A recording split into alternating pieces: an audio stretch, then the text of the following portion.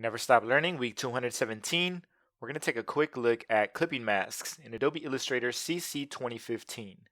Now, when I think about clipping masks, I think about masking away portions of my artwork. So this is going to work on any type of artwork, whether it's vectors or a pixel-based image. But the mask has to be created using vectors. So let me show you how that works. I'm going to hit the M key on my keyboard, and that's going to activate the rectangle tool. And in my document, I'm just going to click and drag to start drawing out my clipping path. Now I'm going to use a rectangle, and inside this shape, whatever's inside that shape is going to be visible. Whatever's outside of this shape is going to be masked away.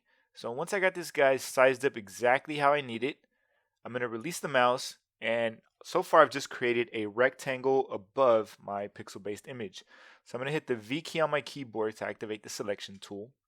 Click and drag to select them both, and then right click to get this option here, Make Clipping Mask.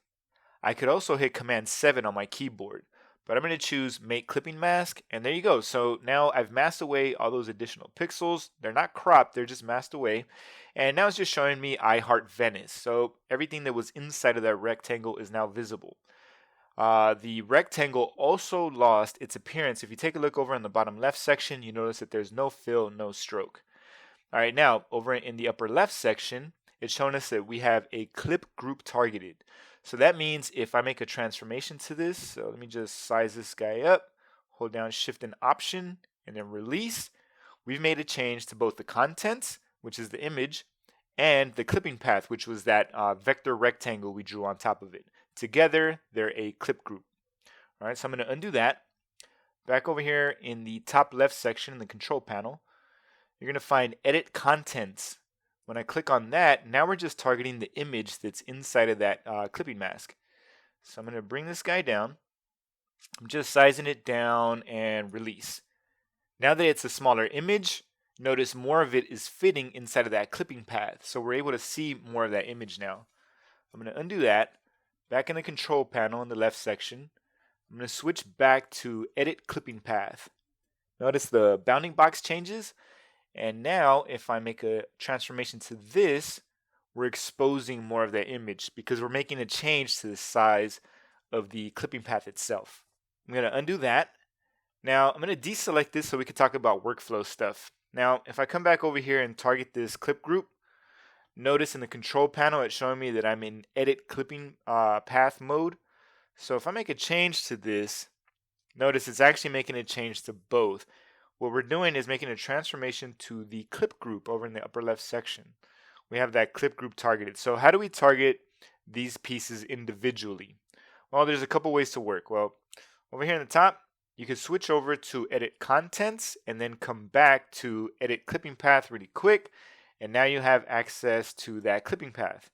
All right, I'm going to undo that. Another way to work is hitting the A key to access your direct selection tool.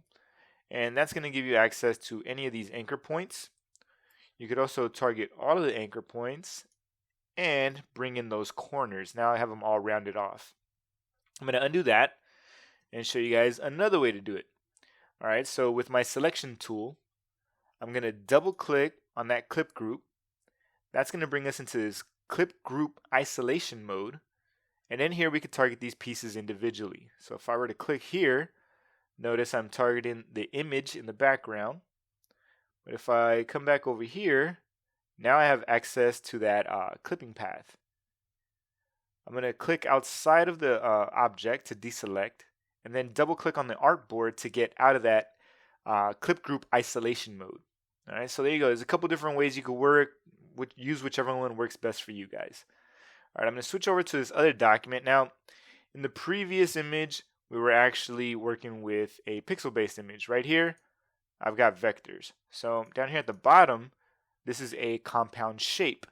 So I'm going to grab this compound shape, put it above this vector, select them both, and hit Command 7.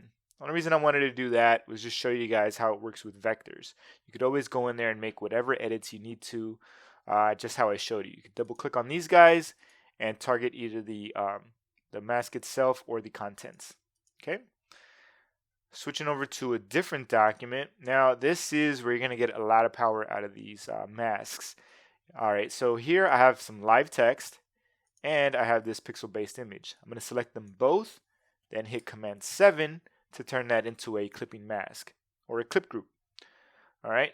Now that I have these guys set up as a clip group already, check this out. If I hit Command T, I'm going to bring up the character panel, switch over to a different font. I'm going to choose Impact and get rid of the character panel.